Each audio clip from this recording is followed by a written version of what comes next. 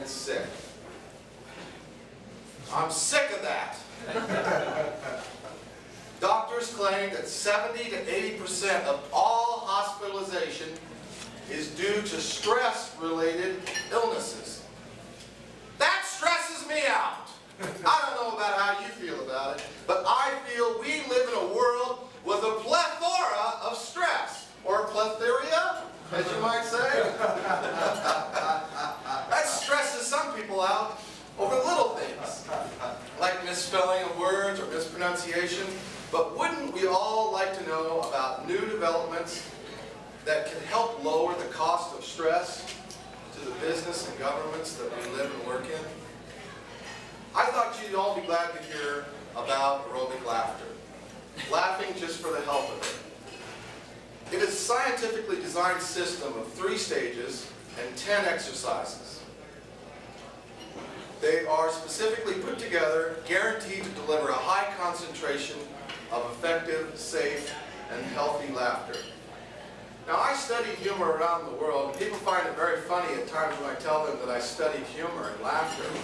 And I get funny looks where they scratch their head and say, "You studied laughter? People pay you to come and learn to laugh?"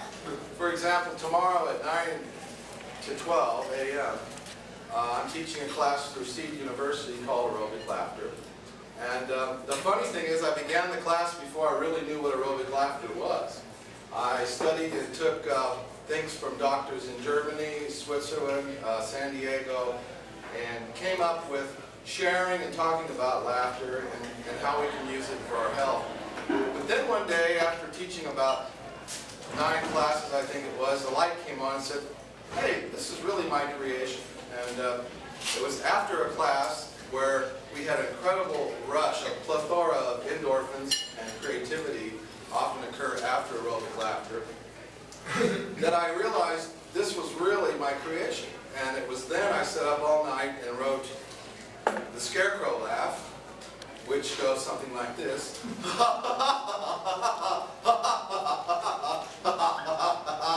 Can you imagine doing that, Cliff? You probably do that every morning when you wake up. I can't imagine it. No. The swimming laughter, like a dolphin might laugh, if you will. Emerging laughter, and silent laughter, one of my favorites and the neighbor's favorites where I live.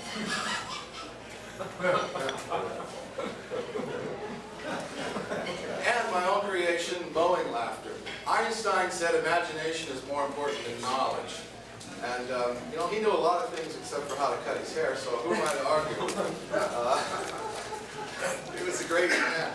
So Einstein inspired me to create mowing laughter, where you pretend to be mowing the yard and you laugh with sound but without actually moving your lips. And you move around. It's one of the class favorites, believe it or not, Mary. And of course, my favorite, wild laughter! You might think of the Cuckoo for Cocoa Puffs laughter. Favorite laughter, where you do your own favorite free-form laughter. And dancing laughter, which is ha-ha-ho, ha-ha-ho, ha-ha-ho. It might be kind of a Native American thing. Ha-ha-ho, ha-ha-ho. And rubber chicken laughter, but you'll have to take the class to figure out what that is. Laughter has long been described as the best medicine. And I realized that was way before penicillin or the invention of Viagra. However, it was also before the invention of the Federal Drug Administration, or Food and Drug Administration, which according to research by the American Association of Therapeutic Humor, Dr. Lee Burke, MD, Dr. Stanley Tan, MD of Loma Linda University, as well as Dr. William Fry, who studied humor and laughter for over 30 years at Stanford Medical University, and other researchers. If we took all that we know about laughter and bottled it up, it would require FDA approval. But now, it's true. Laughter boosts your immune system, it lowers your blood pressure, it can help you solve problems.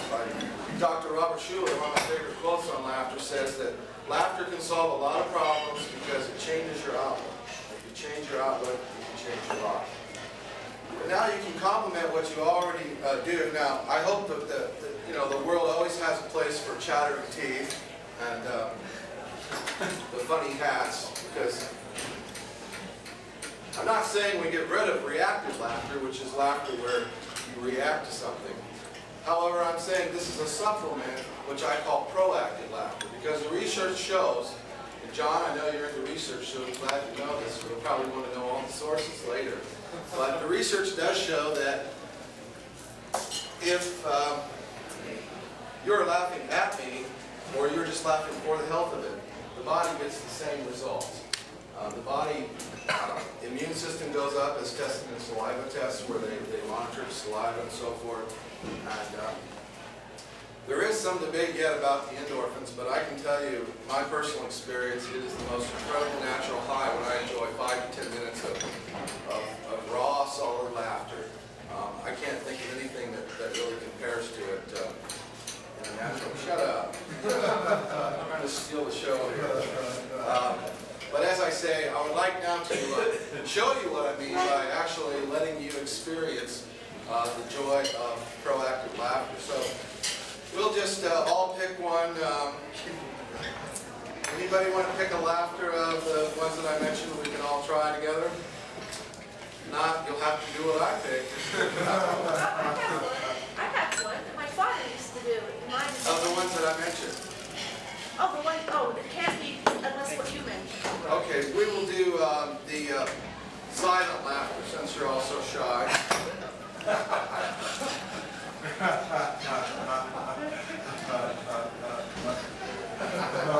I can't hear you. Okay. How about some wild laughter?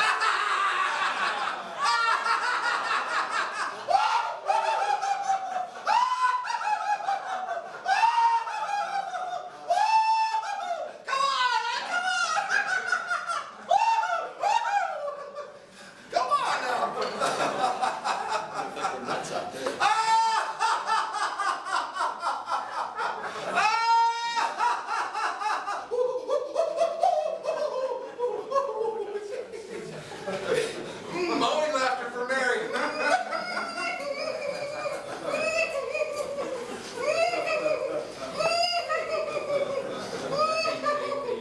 Oh, that was for you, Mary.